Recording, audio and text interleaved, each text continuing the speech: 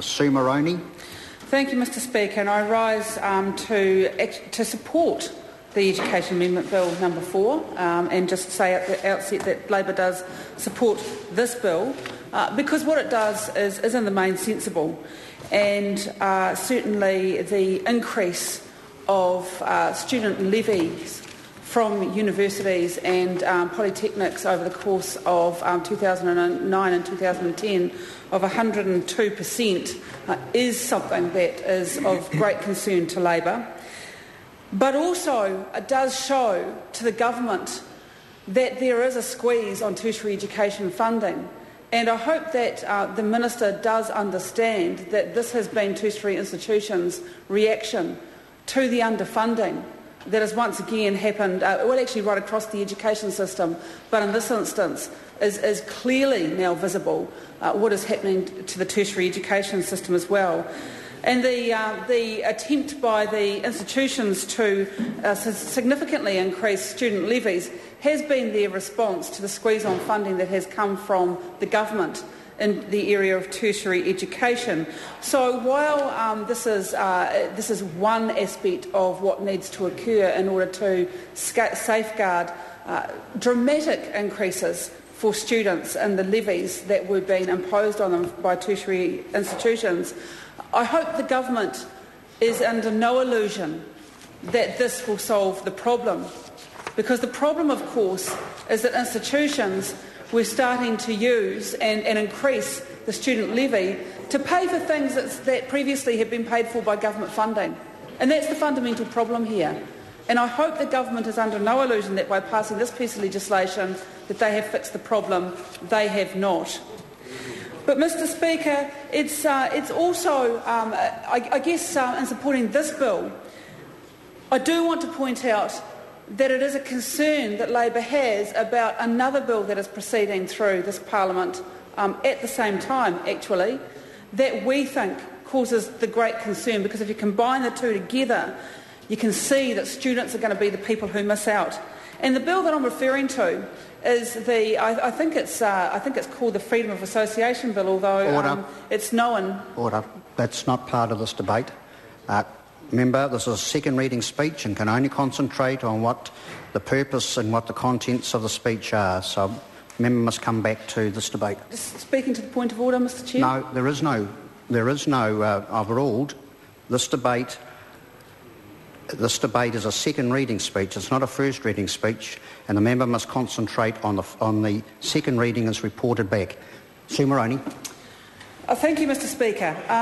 What I want to raise, and the member over there who seems to be the brightest spot that the National Party can come up with may be a bit confused, but understanding that pieces of legislation, when they work in tandem to each other, actually have an impact on students in this regard. And here's what the government's doing. On one hand, the government is saying to tertiary institutions, you cannot increase the levy for students. But on the other hand, they are actually trying to diminish the role of student unions in their institutions so that they can no longer provide the services on those same campuses, if that's the plural of campus.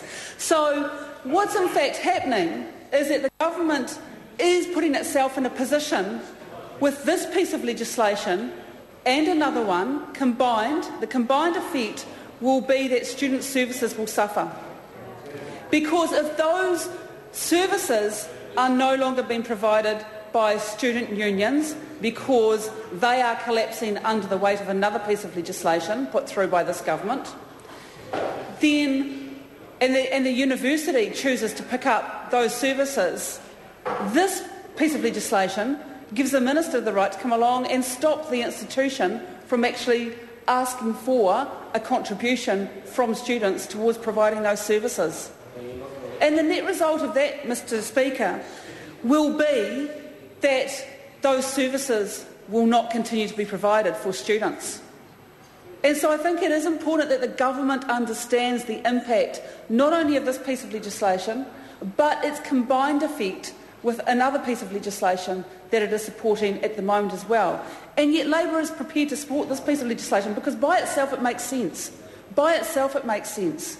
In combination with another piece of legislation that Labor will not support and does not support, it actually puts student services at risk. And that, Mr Speaker, will actually put student education at risk, academic achievement at risk, future productivity of this country at risk, and all of the things that go with that. Mr Speaker, I'm not going to take up too much more time on this bill because, as I said, Labor does support it. It does support the greater transparency and accountability in the setting of student levies. And they did increase hugely in 2010 under this government. And please understand that it wasn't just by pure accident that happened. It was because of the funding squeeze coming on the tertiary sector that happened. It also does establish a new Crown agency in charge of export education, and it also introduces stricter requirements around the registration of private training establishments in order to stamp out growing qualification fraud in the sector, and we also wish to support that. Mr Speaker, I look forward to seeing the supplementary order papers that the Minister referred to in his speech when we come to the committee stages, because as a member of that select committee, it was not an issue. The issues that he raised with regard to the NZQA were not issues that were put before the select committee for our deliberation, and so I look forward to seeing the content of those supplementary order papers when we reach the committee stages so that we may make a decision on whether to support those as well. Labor does support this bill.